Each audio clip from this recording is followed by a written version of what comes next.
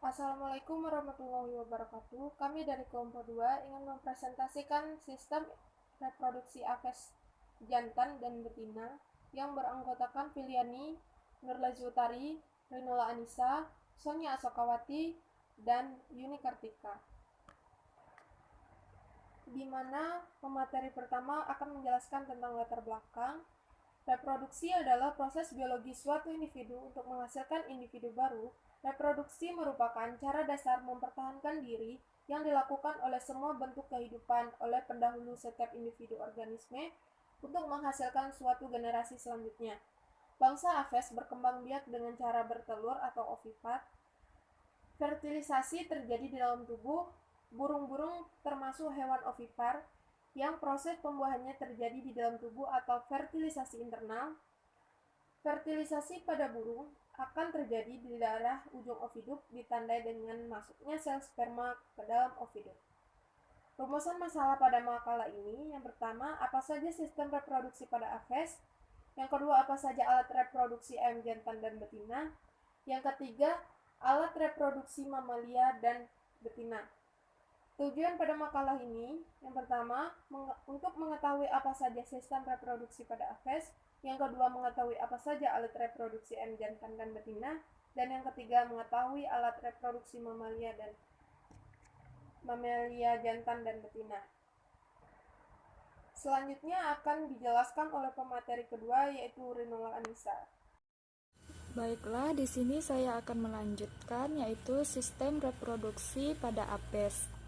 Anatomi saluran reproduksi burung yang diamati meliputi saluran reproduksi burung jantan dan betina. Perubahan yang ditelaah meliputi panjang saluran reproduksi burung jantan atau vas deferens dan betina, uterus atau kelenjar kerabang, testis atau bentuk, warna, berat, panjang dan lebar, testis kiri dan kanan, dan ovarium dan polikel atau bentuk, jumlah, dan ukuran polikel. Umur mulai pertama kali kawin dihitung saat hari pertama kali terlihat pasangan burung mulai memperlihatkan tanda-tanda kawin yang dimulai dengan perilaku seksual sampai terjadi penunggangan dan kovulasi. Sedangkan umur pertama kali bertelur dihitung saat hari pertama kali burung bertelur. Kelompok burung merupakan hewan ovipar. Walaupun kelompok burung tidak memiliki alat kelamin luar, fertilisasi tetap terjadi di dalam tubuh. Hal ini dilakukan dengan cara saling menempelkan kloaka. Sistem genitalia jantan. Testis berjumlah sepasang, berbentuk oval atau bulat, bagian permukaannya licin, terletak di sebelah ventral lobus penis bagian paling kranial. Pada musim kawin, ukurannya membesar. Disinilah dibuat dan disimpan spermatozoa. Saluran reproduksi, tubulus mesonephros membentuk ductus afferens dan epididymis. Ductus warp bergelung dan membentuk ductus deferens. Pada burung-burung kecil, ductus efferens bagian distal yang sangat panjang membentuk ductus afferens yang berdilatasi membentuk ductus ampulla yang bermuara di kloaka sebagai ductus ejaculatori. Ductus efferens berhubungan dengan epididymis yang kecil dengan ureter ketika masuk kloaka. Selanjutnya akan dilanjutkan oleh pemateri ketiga, yaitu Sonia Asokawati.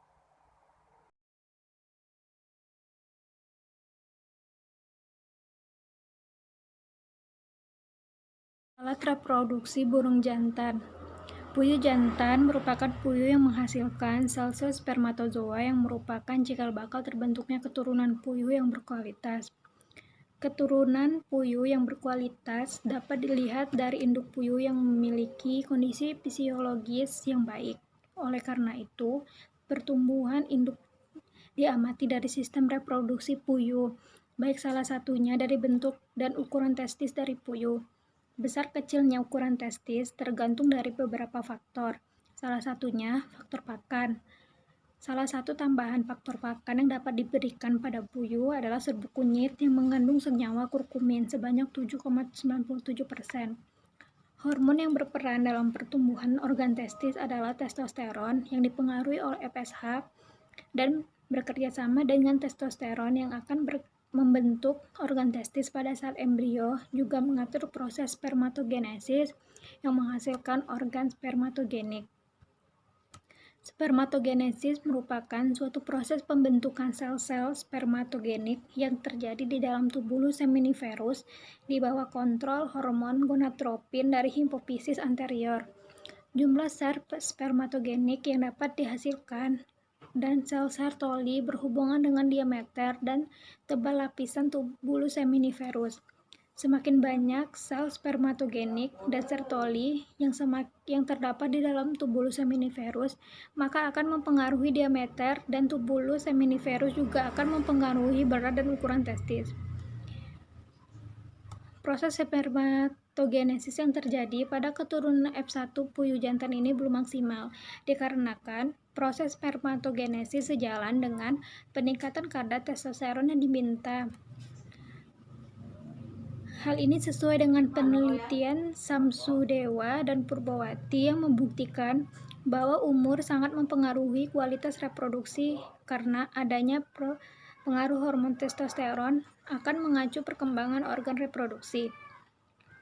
Hal ini juga sesuai dengan pernyataan Haryati bahwa berat dan ukuran testis mulai meningkat pada umur 20 minggu dan mencapai berat maksimal antara 30-40 minggu.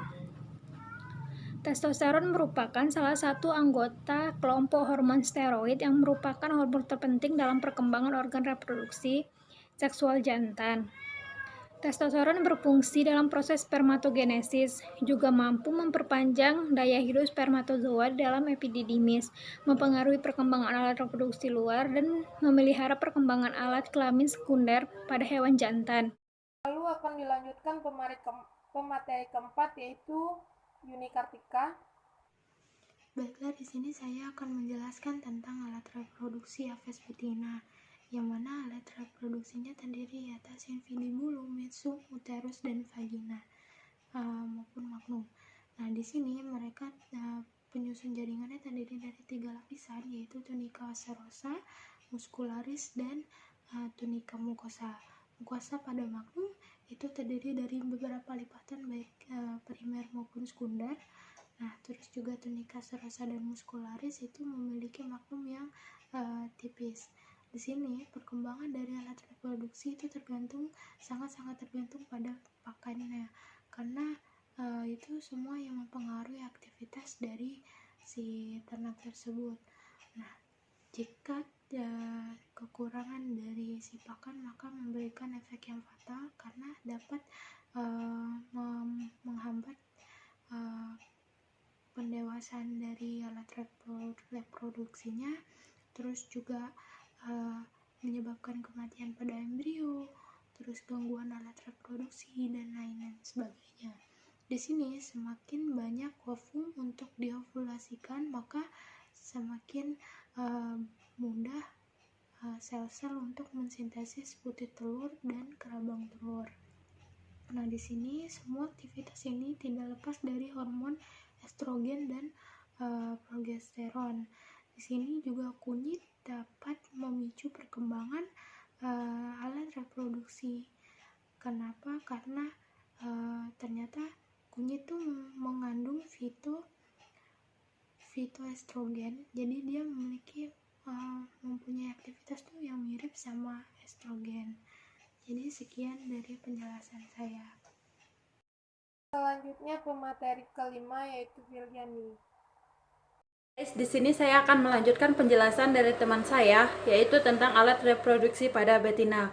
Nah, di sana terdapat putih telur yang merupakan suatu sumber protein yang diekskresikan serta diakumulasikan dalam sel epitelium dan sel kelenjar tubuler.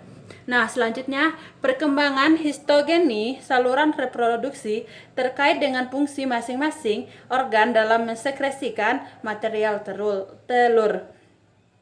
Magnum berfungsi menghasilkan albumin. Sekresi albumin akan terpicu jika ada benda yang masuk ke dalam lumen magnum. Nah, semakin banyak folikel yang diopulasikan, semakin aktif sel epitelium maupun sel Goldberg untuk mensintesis material putih telur tersebut. Protein albumin berupa ovalbumin, transferin, dan lisosim disintesis dalam kelenjar tubuler. Baiklah, pemateri di atas sudah menjelaskan makalah tersebut. Di sini saya akan menyimpulkan makalah ini, yaitu kelompok burung merupakan hewan ovipar. Walaupun kelompok burung tidak memiliki alat kelamin luar, fertilisasi tetap terjadi di dalam tubuh. Sistem genitalia jantan, yaitu testis berjumlah sepasang, saluran reproduksi, yaitu selanjutnya ada alat reproduksi ayam jantan terdiri dari alat reproduksi primer dan alat reproduksi sekunder. Alat reproduksi primer merupakan alat reproduksi utama, karena tanpa adanya alat ini, dengan cara apapun ayam tidak akan mendapatkan keturunan. Alat tersebut dinamakan testis, sedangkan alat reproduksi sekunder seperti epideponis, pons deferens, dan penis. Alat reproduksi ayam jantan, epididymis, vas deferens, penis, dan kloaka. Alat reproduksi ayam betina, ovarium, oviduk, kelenjar terabang, vagina, dan kloaka. Organ reproduksi jantan mamalia terdiri atas sepasang testis, ductus epidimidis, ductus deferens, glandulae, axillariae, dan penis. Organ reproduksi wanita terdiri atas organ kelamin luar dan organ kelamin dalam. Organ kelamin luar berupa vulva dan labium. Organ kelamin dalam berupa vagina, uterus, oviduk, dan ovarium. Sekian dari penjelasan dari kelompok 2. Saya akhiri. Wassalamualaikum warahmatullahi wabarakatuh.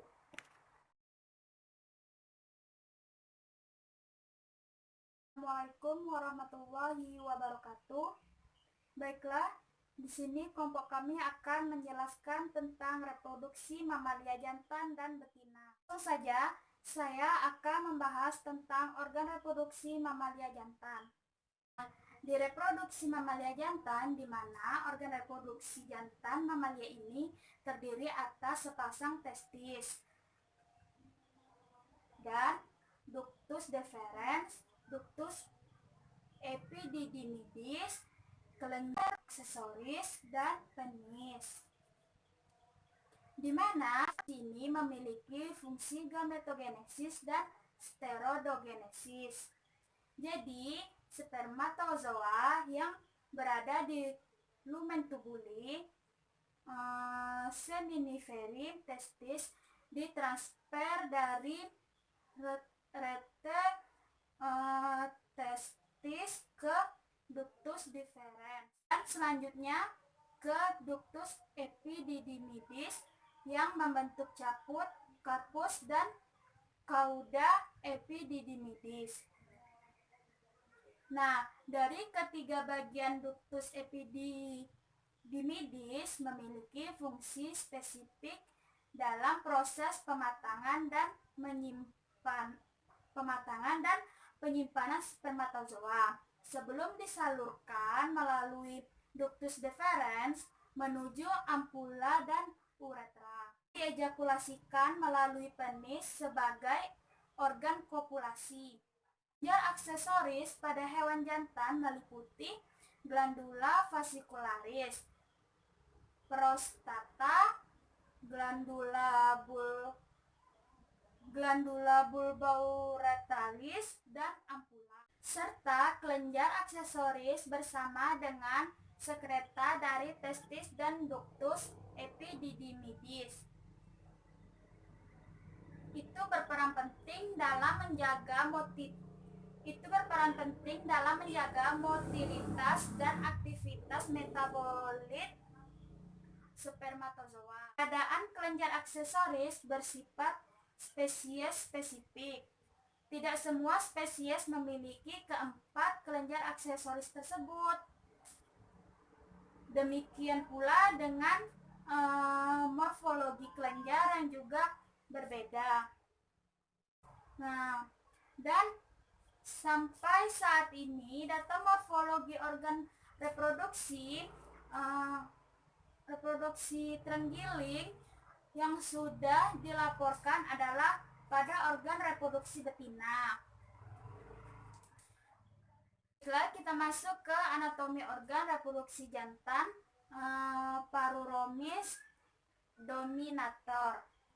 Setiap spesies tentunya memiliki struktur yang berbeda-beda, seperti struktur anatomi saluran reproduksi yang akan sangat berkaitan dan fungsi fisiologis dari organ-organ dalam spesies tersebut. Satu spesies tikus yang belum banyak diketahui reproduksinya adalah Paruromis dominator yang merupakan spesies banyak ditemukan di Sulawesi. Seperti Muridae pada umumnya, spesies ini memiliki sepasang vesikula seminalis dengan coagulating gland, sepasang testis, prostat,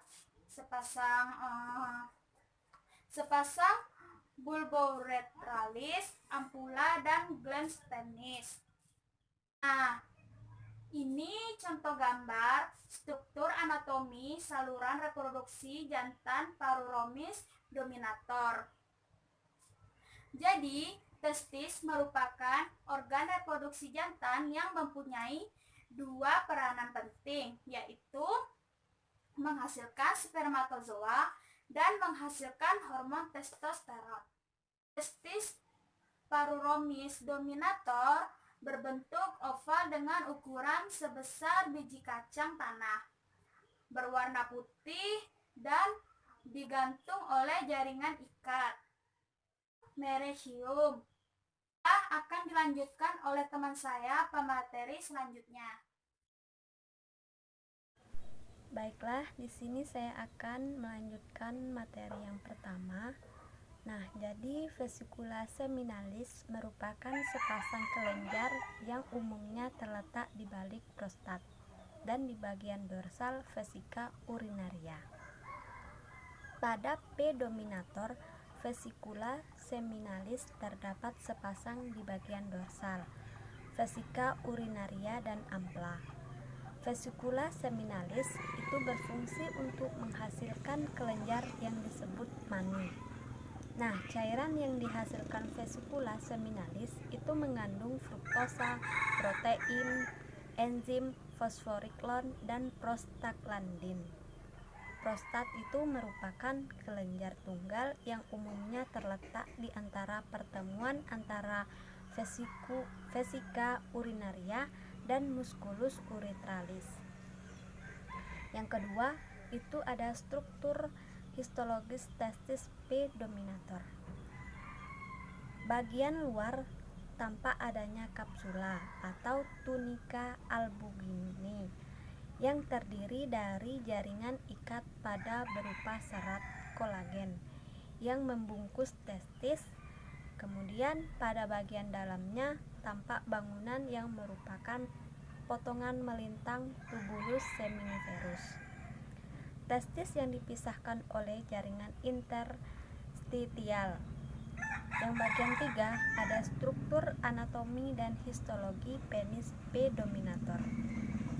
Penis merupakan organ reproduksi jantan dengan fungsi utama untuk urinasi, kopulasi, dan transfer sperma.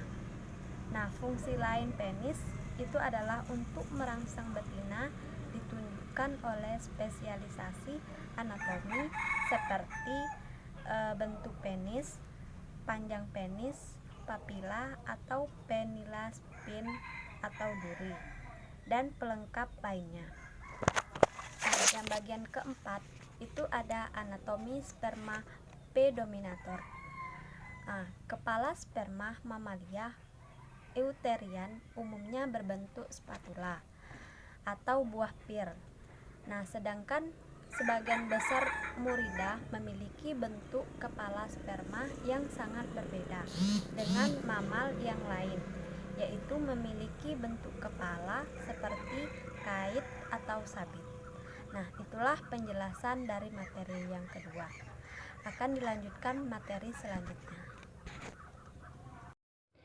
Baiklah, saya akan melanjutkan penjelasan dari teman saya, yaitu organ reproduksi mamalia wanita. Organ reproduksi mamalia wanita terdiri atas dua, yaitu organ bagian luar dan organ bagian dalam. Nah, organ reproduksi kelamin luar yaitu ada dua, yang pertama vulva dan yang kedua labium. Vulva merupakan celah paling luar dari alat kelamin wanita. Pada bagian dalam vulva terdapat saluran urin dan saluran reproduksi. Yang kedua, labium. Labium merupakan bagian yang membatasi vulva. Labium ada dua macam, yaitu labium mayora yang terletak di luar dan labium minora yang terletak di dalam. Antara labium mayora dan minora, bagian atas terbentuk tenjolan kecil yang disebut dengan klitolisis. Baiklah, saya akan melanjutkan penjelasan tentang organ reproduksi bagian luar. Organ reproduksi bagian luar ada 4 macam, yaitu vagina, uterus, oviduk atau tuba falopi, dan ovarium. Vagina merupakan saluran akhir organ reproduksi wanita. Kemudian uterus merupakan rongga besar yang merupakan pertemuan oviduk kanan dan kiri. Oviduk atau tuba falopi merupakan sepasang saluran yang ujungnya berbentuk corong disebut dengan infundibulum. Yang terakhir ovarium merupakan penghasil ovum. Organ kelamin wanita berfungsi menghasilkan ovum atau sel telur. Sel telur ini terbentuk melalui oogenesis yang terjadi di dalam ovarium. Oogenesis adalah pembentukan sel telur di dalam ovarium. Pembentukan sel telur pada manusia dimulai sejak di dalam kandungan, yaitu dalam ovasi fetus perempuan. Pada akhir bulan ketiga usia fetus, semua oogonia yang bersifat diploid telah selesai dibentuk dan siap memasuki tahap pembelahan. Semula oogonia membelah secara mitosis, menghasilkan oosit primer. Pada perkembangan fetusnya, semua oosit membelah secara meiosis, tetapi hanya sampai fase profase. Pembelahan meiosis tersebut berhenti hingga bayi perempuan dilahirkan. Ovariumnya mampu menghasilkan sekitar 2 juta oosit primer, mengalami kematian setiap hari sampai masa pubertas. Selanjutnya, hormon-hormon yang berperan dalam proses oogenesis.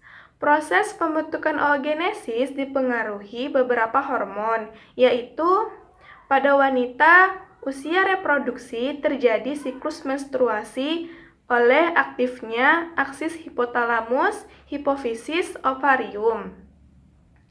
Hipotalamus menghasilkan hormon GnRH yang menstimulasi hipotisis, yang mensekresi hormon FSH dan LH. FSH dan LH menyebabkan serangkaian proses di ovarium, sehingga terjadi sekresi hormon estrogen dan progesteron. LH merangsang corpus luteum untuk menghasilkan hormon progesteron dan merangsang ovulasi. Pada masa pubertas, progesteron memacu tumbuhnya sifat kelamin sekunder. Baiklah, penjelasan selanjutnya akan disampaikan oleh teman saya. Baiklah, di sini saya akan melanjutkan penjelasan dari teman saya yang dimana mekanisme umpan balik positif dan negatif aksis hipotalamus, hipofisis, ovarium. Tinggi rendahnya kadar FSH dan LH ini akan menghambat sekresi hormon GnRH di hipotalamus. Sedangkan peningkatan kadar estrogen dan progesteron dapat menstimulasi atau positive feedback pada fase folikuler maupun menghambat inhibitory atau negative feedback pada fase luteal. Oosit sekunder yang diovulasikan dari ovarium dilindungi oleh 2 lapisan, lapisan luar yang disebut korona dan lapisan dalam yang disebut dengan zona pellucida Oosit sekunder menghasilkan senyawa fertilisin yang mempunyai fungsi berikut. Yang pertama, mengaktifkan sperma agar bergerak lebih cepat. Yang kedua, menarik secara komotaksis positif. Yang ketiga, mengumpulkan sperma di sekeliling ovum. Dan yang keempat, siklus menstruasi. Ovarium seorang wanita mampu memproduksi sel telur setelah masa puber sampai dewasa berkisar antara umur 12 tahun sampai 50 tahun.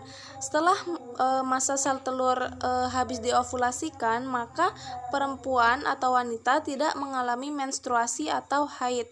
Hal ini disebut dengan masa menopause. Nah, masa menopause ini alat reproduksinya tidak berfungsi lagi atau mengecil, disebabkan karena berkurangnya produksi hormon kelamin.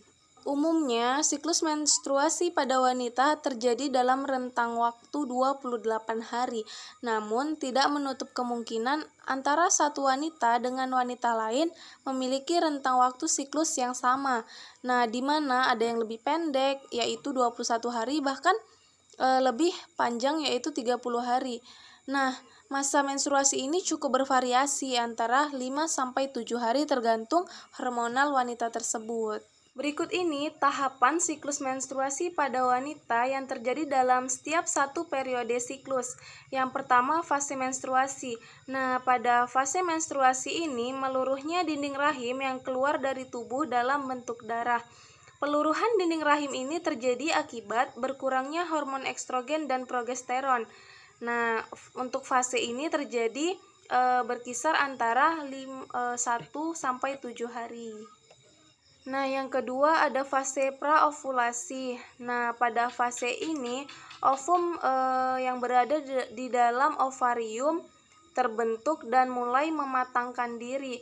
Nah, pematangan sel telur ini atau ovum ini dipicu oleh hormon yang disebut dengan hormon estrogen, di mana sel telur dalam ovarium ini akan semakin matang jika dibantu oleh hormon estrogen ini. Yang terakhir itu ada fase ovulasi. Nah, di dalam fase ovulasi dalam siklus menstruasi ini, sel telur atau ovum yang berada dalam kondisi yang sangat baik dan tepat untuk dibuahi. Nah, dengan pembuahan pada masa ovulasi, maka wanita yang mengalami siklus menstruasi ini akan cenderung hamil. Nah, jika sel sperma tersebut tidak cukup kuat untuk membuka dinding sel telur, maka kehamilan juga tidak akan terjadi. Nah, maka dari itu pada fase ovulasi ini di dalam siklus menstruasi, nah wanita ini bisa dikatakan berada pada masa subur. Baiklah, saya Nita Sari. Di sini saya akan melanjutkan materi dari Rina Suryani, yaitu fase pasca ovulasi. Fase ini merupakan fase atau masa di dalam siklus menstruasi di mana ovum mengalami kemunduran. Jika fertilisasi atau pembuahan tidak terjadi, pada masa ini hormon progesteron mengalami kenaikan sehingga menyebabkan dinding endometrium semakin menebal. Penebalan ini mengindikasikan kesiapan endometrium untuk menerima embrio untuk berkembang. Jika pembuahan atau fertilisasi tidak terjadi dalam fase ini, maka siklus menstruasi berulang dengan kembali ke fase menstruasi. Selanjutnya, mekanisme produksi sel telur oleh folikel diatur oleh hormon yang dihasilkan hipofisis. Mekanisme produksi sel telur dan siklus menstruasi, kelenjar hipofisis menghasilkan hormon FSH. Hormon ini berfungsi untuk memacu pembentukan folikel dalam ovarium. Folikel yang sedang tumbuh tersebut memproduksi hormon estrogen. Fungsi hormon estrogen ialah merangsang pertumbuhan endometrium dinding rahim dan menghambat produksi FSH oleh pituitari. Memacu pituitari untuk memproduksi hormon LH. Keluarnya LH dari hipofisis menyebabkan telur masak dan keluar dari dalam folikel. Peristiwa inilah yang disebut ovulasi. Setelah telur masak, dan meninggalkan ovarium, LH mengubah folikel menjadi badan berwarna kuning yang disebut korpus luteum, dan sekarang tidak mampu memproduksi estrogen lagi, tetapi mampu memproduksi hormon progesteron. Hormon progesteron berfungsi untuk mempercepat dan mempertahankan pertumbuhan endometrium. Bila sel telur yang keluar dari ovarium tidak dibuahi, produksi estrogen terhenti. Hal ini menyebabkan kadar estrogen dalam darah sangat rendah. Akibatnya, aktivitas hipofisis untuk memproduksi LH juga menurun. Penurunan produksi LH menyebabkan korpus luteum tidak dapat memproduksi progesteron. Tidak adanya progesteron dalam darah menyebabkan penebalan dinding rahim tidak dapat dipertahankan. Selanjutnya, akal luruh dan terjadilah pendarahan. Inilah yang disebut menstruasi. Bila terjadi pembuahan sel telur oleh sperma, maka zigot yang terbentuk akan melakukan nidasi atau transplantasi atau penambahan diri. Pada endometrium, zigot akan berkembang menjadi embrio, terus menjadi janin. Selanjutnya plasenta. Janin yang terbentuk akan menghasilkan HCG yang akan menggantikan peran progesteron. Janin ini mendapat makanan dari tubuh induknya dengan perantara plasenta atau ari-ari. Itulah penjelasan kelompok 1. Saya ucapkan wassalamualaikum warahmatullahi wabarakatuh.